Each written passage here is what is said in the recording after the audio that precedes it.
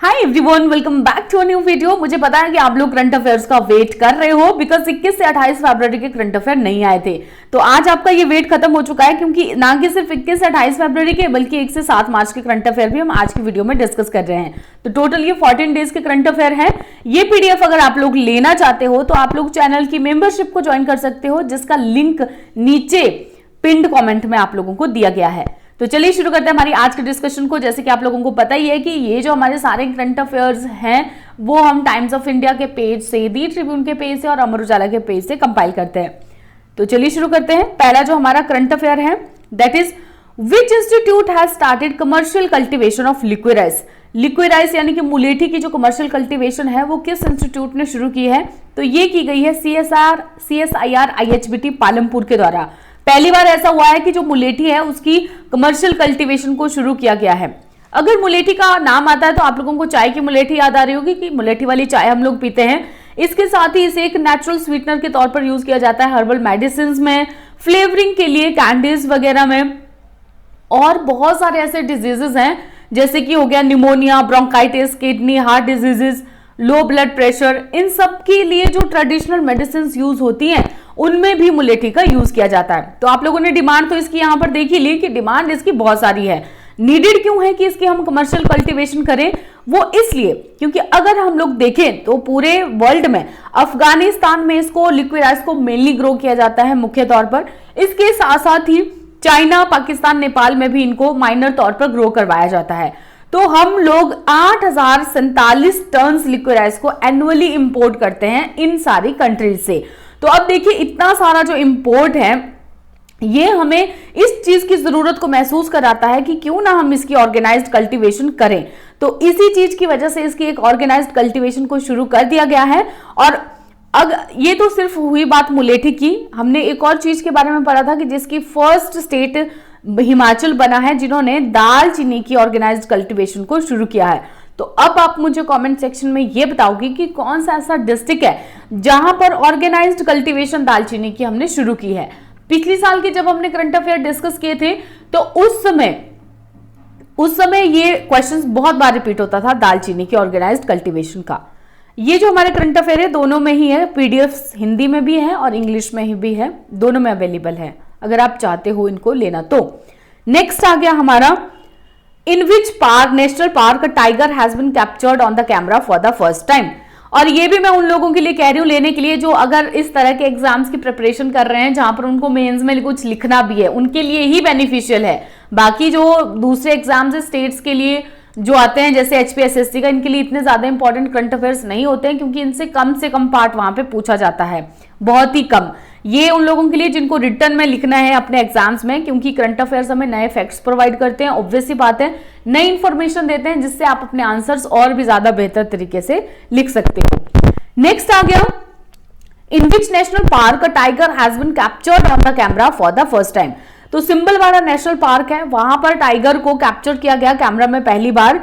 और ये जो सिंबलवाड़ा नेशनल पार्क है, जब इसमें पग मार्क्स मिले थे तब भी हमने ये डिस्कस किया था कि वहां पर पग मार्क्स देखे गए थे पहले टाइगर के, फिर बाद में टाइगर कैप्चर हुआ। और अभी तो एक रिसेंट और एक न्यूज आई थी कि 3 टाइगर्स को देखा गया है एक जगह पर।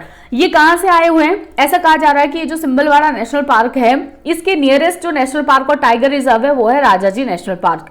तो यहां से होकर वो आ सकते हैं, यमुना रिवर से होकर के।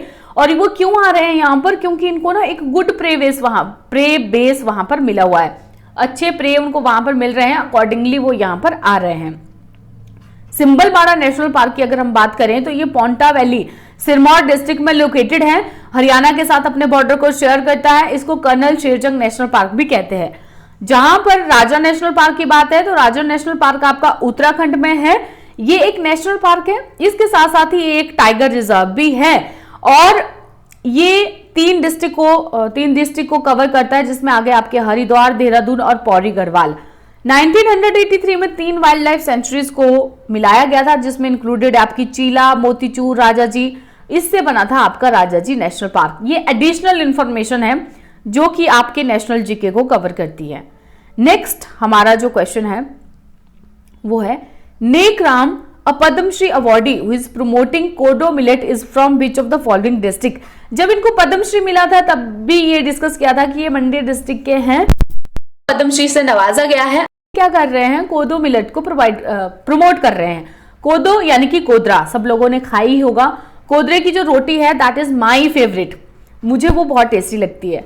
तो मंडी डिस्ट्रिक्ट से ये है और कोदरा मिलेट को प्रमोट कर रहे हैं। इनको ये नेशनल लेवल की रिकॉग्निशन मिली भी इस चीज के लिए थी कि जो नॉन फूड ग्रेन्स है हिमाचल प्रदेश के ट्रेडिशनल क्रॉप सिस्टम के, उनको इन्होंने पुनर्जीवित करने में बहुत बड़ा योगदान दिया है, उनको रिवाइव करने में बहुत बड़ा योगदान दिया है। तो इसके लिए मेन मोटो क्या है, इनका ऑब्जेक्टिव क्या है कि लोगों को अवेयर करना है कि जो भी हमारे ये ट्रेडिशनल फूड ग्रेन्स हैं उनकी न्यूट्रिशनल वैल्यू बहुत ज्यादा है। आजकल के मॉडर्नाइजेशन के तौर पर लोग मॉडर्न होते जा रहे हैं, बहुत अच्छी बात है माइंड से मॉडर्न होना, लेकिन अनाज जो पुराने समय का था ना वही सबसे बेहतर था। मतलब जैसे कि पहले मिलेट्स को ज्यादा खाया जाता था, न्यूट्रिशनल वैल्यू उन्हीं की ज्यादा है और वो हेल्दी ज्यादा होते हैं कंपैरेटिवली आज के तौर पर जो चीजें हम लोग ज्यादा खाते हैं। नेक्स्ट आ गया HP horticulture development project is funded by which organisation. तो जो हिमाचल प्रदेश का हॉर्टिकल्चर डेवलपमेंट प्रोजेक्ट है उसे वर्ल्ड बैंक के द्वारा फंड किया जाता है। अब ये न्यूज में क्यों था, ये न्यूज में इसीलिए आया था क्योंकि कुछ एक टेक्निकल एक्सपर्ट्स आए थे न्यूजीलैंड से जो एप्पल ग्रोअर्स को ट्रेनिंग दे रहे थे हिमाचल प्रदेश में।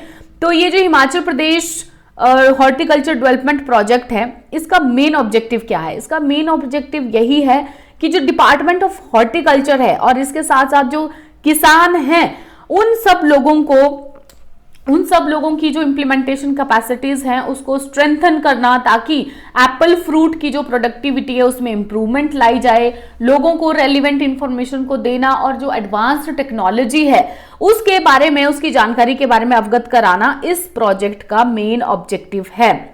और जो डेवलपमेंट ऑब्जेक्टिव है Himachal Pradesh horticulture development project का वो यही है कि जो स्मॉल फार्मर्स और छोटे छोटे फार्मर्स हैं, एग्रो एंटरप्रेन्योर हैं हिमाचल प्रदेश में, उनको ज्यादा से ज्यादा सपोर्ट किया जाए, प्रमोट किया जाए, ताकि जो एप्पल है, अदर जो सिलेक्टिव हॉर्टिकल्चर कमोडिटीज हैं, इन सभी की प्रोडक्टिविटी बढ़ाई जाए, साथ में क्वालिटी बढ़ाई जाए और मार्केट एक्सेस भी उसकी बढ़ाई जाए।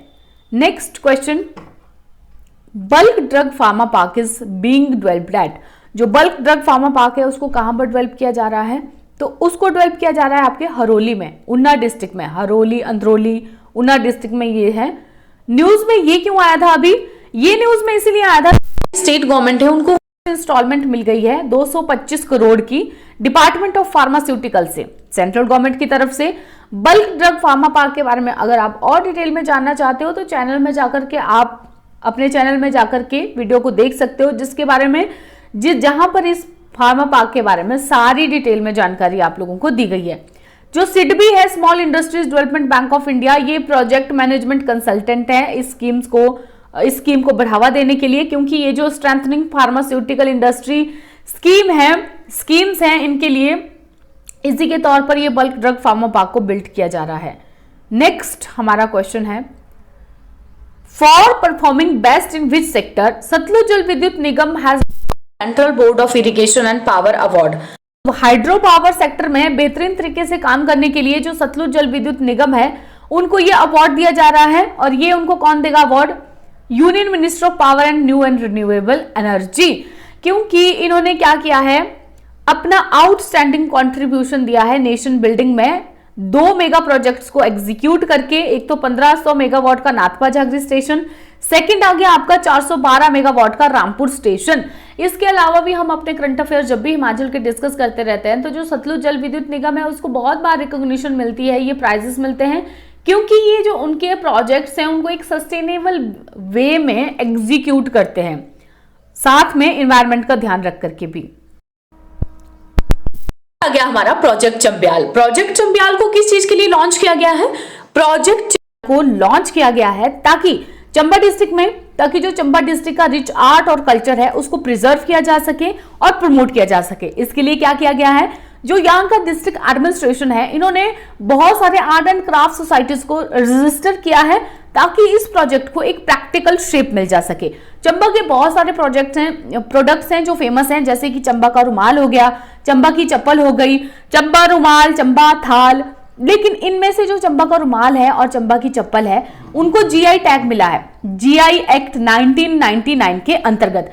जीआई टैग किसी भी पर्टिकुलर जगह के उन प्रोडक्ट्स को दिया जाता है जो वहां के यूनिक प्रोडक्ट हो। इससे फायदा क्या होता है? फायदा इससे ये होता है कि इंटरनेशनल तौर पर एक तो उनको रिकॉग्निशन मिलती है, पहचान मिलती है, प्लस उनके प्रोडक्ट को इमिटेट नहीं किया जा सकता है, इमिटेशन नहीं की जा सकती है उनकी। सेल्फ हेल्प ग्रुप भी बने हैं इसके अंतर्गत, किसके? नेशनल अर्बन लाइवलीहुड मिशन के अंतर्गत। हिमाचल प्रदेश में बहुत सारे फेस्टिवल एंड फेयर्स होते हैं, तो ये जो लोग सेल्फ हेल्प ग्रुप में जुड़े हुए हैं, ये क्या करते हैं? बहुत सारे अपने प्रोडक्ट्स बनाते हैं और उनको वेरियस फेस्टिवल्स, फेयर और डिस्ट्रिक्ट लेवल प्रोग्राम्स में जाकर के प्रमोट करते हैं, वहां पर जाकर के सेल करते हैं। नेशनल अर्बन लाइवलीहुड मिशन को पॉवर्टी को रिड्यूस करने के लिए और साथ में जो अर्बन पुअर हाउस होल्ड्स हैं, यानी कि शहर के गरीब लोग हैं, उनको ऊपर उठाने के लिए इसको बनाया गया है। इसी के साथ ही एक दूसरा भी है, नेशनल रूरल लाइवलीहुड मिशन, जिसमें जो गांव में बनाए जाते हैं सेल्फ हेल्प ग्रुप, वो उसके अंतर्गत बनाए जाते हैं ताकि जो ग्रामीण गरीब लोग हैं उनको भी ऊपर उठाया जा सके, उनको स्किल्स दी जा सके, अपॉर्चुनिटीज दी जा सके, जिससे कि वो अपना कोई लाइवलीहुड अर्न कर सके। Next question, which state tops in crime tracking in north in month of January? जनवरी के महीने में क्राइम ट्रैकिंग में किसने टॉप किया है? तो हिमाचल प्रदेश में। लगातार 3 सालों से जो CCTNS रैंकिंग है उसमें हिमाचल प्रदेश टॉप कर रहा है। हिल स्टेट ने टॉप किया है और यहाँ पर आप देख सकते हो ये डिफरेंट स्कोर्स। सेकंड पे उत्तर प्रदेश आया है, थर्ड पे आया है आपका गुजरात। जो CCTNS है वो क्या है? मिशन मोड प्रोजेक्ट है, वो नेशनल ई गवर्नेंस प्लान के अंतर्गत गवर्नमेंट ऑफ इंडिया का एक प्रोजेक्ट है। ठीक है, इसके बारे में हम बहुत बार डिस्कस कर चुके हैं। नेक्स्ट हमारा क्वेश्चन है, which state has been ranked at the top in the country for its performance in TB eradication programme? TB eradication programme में भी हिमाचल प्रदेश ने कंसिक्वेंटली ये जो 3 साल हैं पिछले दिए गए, उनमें टॉप कर रहा है। बहुत बार इसे हम डिस्कस करते हैं। हिमाचल प्रदेश बहुत अच्छे स्टेप ले रहा है टीबी को इरेडिकेट करने के लिए, जिसमें डिफरेंट जो आ जाती हैं आपकी स्कीम्स भी आ जाती हैं, जैसे कि मुख्यमंत्री क्षय रोग निवारण योजना आ गई। सेकंड, निक्षय मित्र जो एक पहल की गई थी। थर्ड, अभी लास्ट वाले जो करंट अफेयर थे उनमें हमने पढ़ा था टीबी चैंपियन।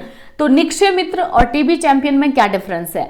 निक्षय मित्र वो लोग हैं जो किसी भी एक टीबी पेशेंट को अडॉप्ट कर सकते हैं, उनको मॉरली और न्यूट्रिशनली सपोर्ट करेंगे। अडॉप्ट करेंगे यानी कि मंथली उनको कुछ एक रुपीस भी डोनेट करेंगे, जिससे वो अपने खान पान की चीजों को भी ले सकें, उनको न्यूट्रिशनली और इमोशनली सपोर्ट देंगे। वो कोई भी हो सकते हैं, निक्षय मित्र कैन बी एनीवन। साथ में आ गए हमारे टीबी चैंपियन। तो टीबी चैंपियन वो लोग हैं जो खुद पहले टीबी के पेशेंट्स थे, वो खुद रिकवर हो चुके हैं, क्योंकि तो इसके लिए वो अब क्या करेंगे, दूसरे जो लोग उपचाराधीन हैं यानी कि जिनका ट्रीटमेंट चल रहा है, उनको मोटिवेट करेंगे कि यस आप भी इस चीज से, इस डिजीज से बाहर निकल सकते हो। इसके लिए उनको 5 से 8 हजार रुपए का मानदेय भी मिलेगा सरकार की तरफ से। नेक्स्ट हमारा क्वेश्चन आ गया, HP to incentivise bio energy sector. ये एक न्यूज आई थी कि हिमाचल प्रदेश जो है वो बायो एनर्जी सेक्टर को इंसेंटिवाइज करेगा। इसके लिए इन्होंने क्या किया है, इंडियन स्कूल ऑफ बिजनेस के साथ पार्टनरशिप की है, ताकि वो एमर्जिंग जो उभरता हुआ बायो एनर्जी का सेक्टर है उसको और भी ज्यादा उभार सके, बढ़ा सके। पहले तो आप लोग ये जान लो कि बायो एनर्जी बेसिकली होता क्या है। बायो एनर्जी का मतलब होता है कि जो हम प्लांट्स और अदर ऑर्गेनिक मटेरियल है उनका यूज करते हैं ताकि हम एनर्जी को जनरेट कर सकें, उसको कहते हैं बायो एनर्जी। नाम से ही पता चल रहा है, वैसे बायो का मतलब था लिविंग, कि बायो एनर्जी कुछ तो ऐसी चीज है जो जहां पर लिविंग थिंग्स, प्लांट्स, कुछ ऐसी चीजों का, ये नाम से भी कुछ एक आइडिया आप लोगों को लगा लेने चाहिए। बायो एनर्जी, प्लांट्स और ऑर्गेनिक मटेरियल का यूज कर रहे हैं ताकि हम एनर्जी को जनरेट कर सके। एक तरह की रीन्यूएबल एनर्जी है ये, जिसको हम बायोमास फ्यूल, जैसे कि फॉर एग्जांपल हार्वेस्ट रेजिड्यू हो गया, क्रॉप्स के जो रेजिड्यूज हैं, ऑर्गेनिक वेस्ट हमारे घर से, बिजनेस फार्म से निकलता है, उन सबको जला करके जब हम एनर्जी को निकालते हैं तो वो हो गई हमारी बायो एनर्जी। इसको किस चीज के लिए किया जा रहा है? Bio energy sector rural economy को स्ट्रेंथन करने के लिए। अब देखो बहुत सारे जो हमारे थर्मल सेक्टर हैं, सीमेंट प्लांट है, वो इस तरह के फ्यूल्स को यूज करते हैं जो नॉन रिन्यूएबल है, साथ में वो पोल्यूशन भी फैलाते हैं। तो अगर हमें कुछ इस तरह का फ्यूल मिल जाता है जो सब्स्टिट्यूट फ्यूल एक्ट कर सके तो इन सेक्टर्स के लिए और भी बढ़िया है, और ज्यादा डिमांड होगी, और जो रूरल लोग हैं वो इस तरह से इन बायो एनर्जी के सेक्टर में ज्यादा काम करके अपनी इकोनॉमी को स्ट्रेंथन कर सकते हैं। हिमाचल प्रदेश की जो गवर्नमेंट है उन्होंने एक और टारगेट रखा है कि 2025 तक वो ग्रीन एनर्जी स्टेट बनेंगे, जिसके लिए डिफरेंट स्टेप्स वो ले रहे हैं। एक तो ये बायो एनर्जी वाला ये भी आ रहा है, इस तरह से भी तो आपको क्वेश्चन पूछा जा सकता है ना कि एक ग्रीन एनर्जी स्टेट बनने के लिए क्या क्या स्टेप्स लिए जा रहे हैं, वहां पर ऐड ऑन कर सकते हो।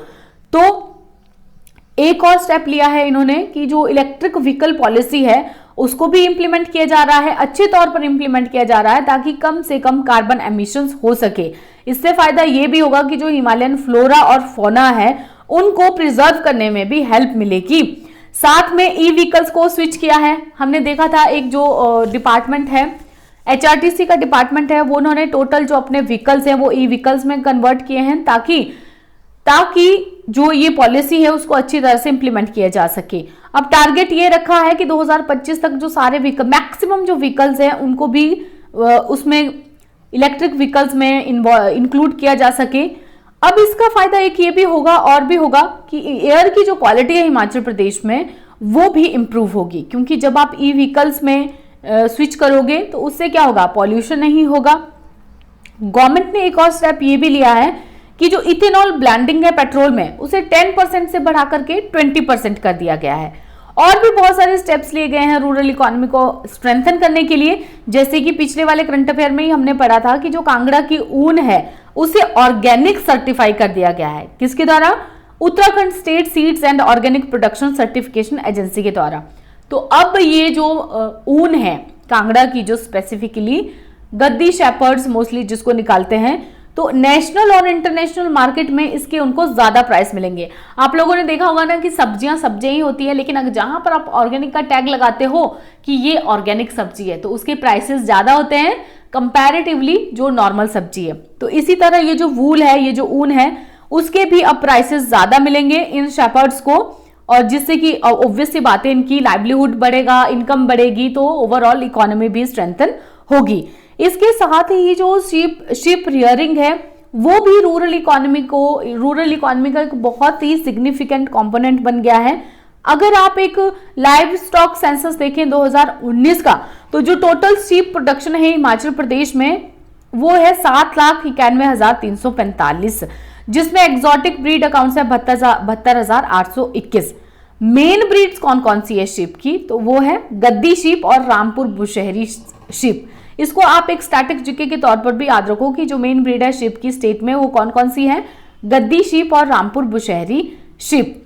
हिमाचल प्रदेश की जो स्टेट वूल फेडरेशन है, इस सेक्टर में जो एक एपेक्स बॉडी है, सबसे ऊंची बॉडी है, वो क्या कर रही है कि जितने भी जो ब्रीडर्स हैं उनको शीप रेयरिंग फैसिलिटीज में टेक्निकल और मैकेनिकल फैसिलिटीज दे रही है, technical and mechanical sheep rearing facilities दे रही है ब्रीडर्स को, ताकि वो ज्यादा से ज्यादा इंप्रूवमेंट कर सके इस सेक्टर में। Next question, on which river is Bhakra dam? Bhakra dam किस रिवर पर है? तो ये आपकी सतलुज रिवर पे है। न्यूज में क्यों आया हुआ था ये?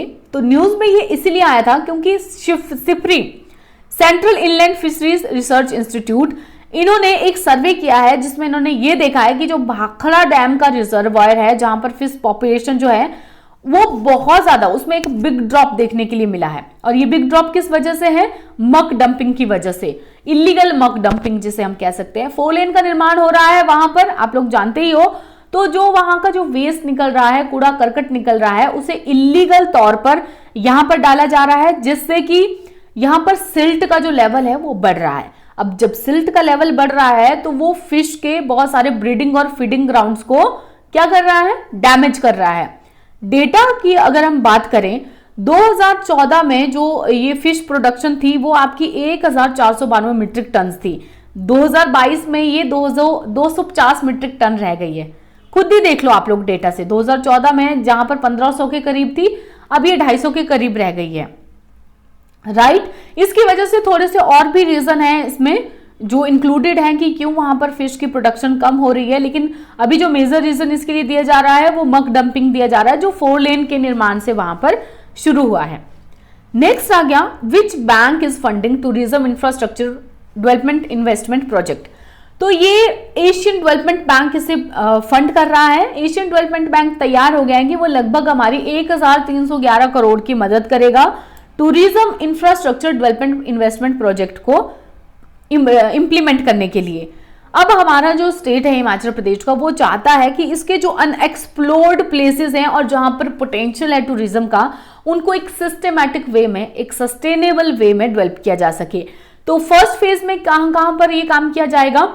फर्स्ट फेज में किया जाएगा आपका पालमपुर की ब्यूटिफिकेशन, इसके साथ ही जो कन्वेंशन सेंटर है धर्मशाला में, थीम पार्क बनेगा प्रागपुर इन कांगड़ा डिस्ट्रिक्ट में। देखो ये भी याद रख लो कि थीम पार्क कहां पर बन रहा है? Pragpur in Kangra district. Wellness centre at Dharamshala, Shimla Nadaun, Kullu Manali, इन सारी जो जगहें हैं इनको सबसे पहले डेवलप किया जाएगा। एशियन डेवलपमेंट बैंक की अगर हम बात करें तो एक रीजनल डेवलपमेंट बैंक है जिसे 1966 में बनाया गया था और इसका जो हेडक्वार्टर है वो कहां पर है? वो है आपका फिलीपींस में। Next, in which place Shechu fair was held recently. जो शेचू फेयर है उसे कहां पर रिसेंटली हेल्ड किया गया था? शेचू फेयर इसे रिवालसर मंडी में मनाया गया था। अब ये जो शेचू फेयर है ना, ये बुद्धिस्ट के द्वारा सेलिब्रेट किया जाता है। जो भी बुद्धिस्ट लोग हैं वो नेशनल हो या इंटरनेशनल, जहां से भी पूरे दुनिया में ये जो बुद्धिस्ट लोग हैं ये आते हैं और इस फेस्टिवल को हर साल सेलिब्रेट करते हैं गुरु पद्म संभव की याद में, क्योंकि इनका बर्थडे है तो उस चीज को सेलिब्रेट करने के लिए। नेक्स्ट हमारा कुछ एक छोटे छोटे फैक्ट है, पर्सन और places in news. Prabodh Trivedi क्यों न्यूज में थे? न्यू डायरेक्टर बने हैं ये CSIR IHBT पालमपुर के। सेकंड आपका आ गया धर्मशाला प्लेस, न्यूज में इसीलिए था G20 डेलीगेट्स के स्पोर्ट्स मिनिस्टर को होस्ट करेगा। थर्ड आ गया आपका सिसु एरिया, तो सिसु एरिया इसीलिए न्यूज में था क्योंकि फुल स्नो मैराथन वहां पे ऑर्गेनाइज की जाएगी मार्च 12 से। सिर्फ 10 दिन की ही बात है, एक्चुअली थोड़ा सा मेरा जो स्केड्यूल है ज़्यादा बिजी चल रहा है जिसकी वजह से रेगुलर वीडियोस आ रही हैं, लेकिन 10 दिन तक ये सब सॉर्ट आउट हो जाएगा और फाइनली फिर मैं फ्री हो जाऊंगी जो ज़्यादा से ज़्यादा कंटेंट आप लोगों के साथ शेयर कर सकूँ। और इस वीडियो में थोड़े से आप लोगों को साउंड के इश्यूज़ आए होंगे बिकॉज ये माइक में पता नहीं अब क्या इश्यूज़ आ गए हैं जिसकी वजह से ये हुआ है, टेक्निकल प्रॉब्लम हम इसे कह सकते हैं। तो उस चीज़ के लिए सॉरी, और जल्दी मिलेंगे एक नई और बेहतरीन वीडियो के साथ। अपना फीडबैक ज़रूर दें कमेंट में कि आपको इस चैनल का कंटेंट कैसा लगता है, चाहे पॉजिटिव हो चाहे नेगेटिव हो, आप लोगों का फीडबैक बहुत ज़्यादा इंपॉर्टेंट है मेरे लिए। तो चलिए एंड करते हैं, शुरू नहीं करते हैं, एंड करते हैं इस वीडियो को और जल्दी मिलेंगे एक नई और बेहतरीन वीडियो के साथ।